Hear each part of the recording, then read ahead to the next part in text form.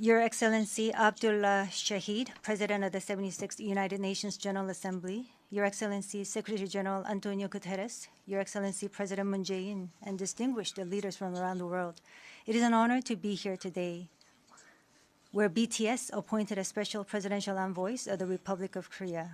We're here today to share the stories of our future generation. Before we came here, we asked the young people in their teens and 20s around the world about their past 2 years and about the world they find themselves in today. Jin will share some of the answers we received. Yes, should we take a look? You can feel the good vibes from just looking at these. There were times during the past 2 years when I too felt bewildered and troubled. But still here, we have people who cry out, let's live on, let's make the best of this moment. Because we can't stand still when we are in the ideal time of our lives to take on new challenges. It wasn't as if we could blame anyone, and you must have felt the frustration. Here I'm the same as I was yesterday, but the world changed like we were transported in a flash to a parallel world. I was saddened to hear that entrance and graduation ceremonies had to be canceled. These are moments in life you want to celebrate, and missing out on them must have been upsetting. We were heartbroken when our long-planned concert tours were canceled. And for a while, we yearned for the moments we wanted to make complete. Yes, it was a time for us to mourn for the things that COVID took away from us. A time to discover how precious each and every moment we taken for granted were. Suga mentioned the precious things we'd taken for granted, and lots of people answered our question by sharing pictures of their precious moments. Many people showed how they share their moments with nature. I think during these 2 years, they found dear the time they experienced and care for nature. Yes, but maybe because we feel an encroaching sense of dread that our time on this earth is limited, we just talked about the things we mourn, and I shudder to think about mourning for the earth. Everyone agrees that climate change is an important problem, but talking about what the best solution might be, that's not easy. It's a topic that's tough to make conclusions about. Yes, it is a tough discussion, but I learned while preparing for today that there are many young people who have an interest in environmental issues and choose it as their field of study.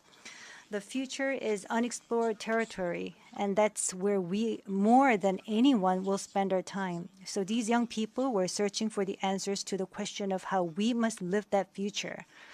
So I hope we don't just consider the future as grim darkness. We have people who are concerned for the world and searching for the answers. There are still many pages left in the story about us, and I thought we shouldn't talk like the ending's already been written. Of course, sometimes the world seems stuck in place, even if you're ready to go. Sometimes it feels like you've lost your way. There was a time when we felt the same way. I've heard that people in their teens and 20s today are being referred to as COVID's lost generation, that they've lost their way at a time when they need the most diverse opportunities and must try new things. But I think it's a stretch to say they're lost just because the paths they tread can't be seen by grown-up eyes. Yes, take a look at these pictures. Here we have many who are trying hard to continue their friendships online in new ways, start learning new things, live healthier lives. I'm sorry, excuse me.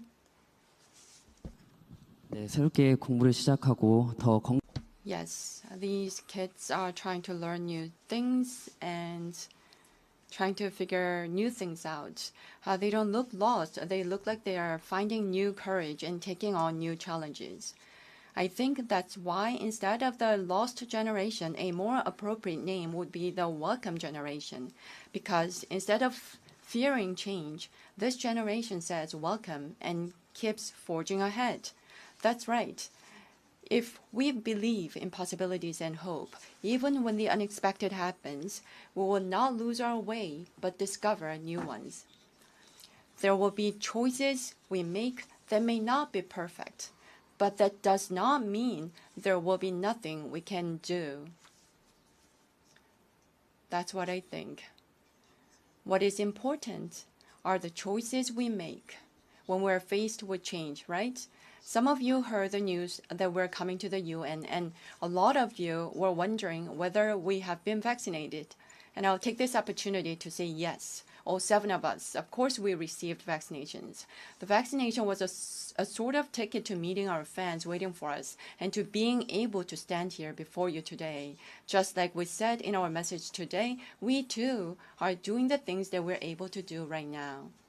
Like the vaccinations, efforts are continuously underway to keep this new reality going forward. And I think the day we can meet again face to face is not far away. Until then, I hope we can fill each of our days to the brim with positive energy.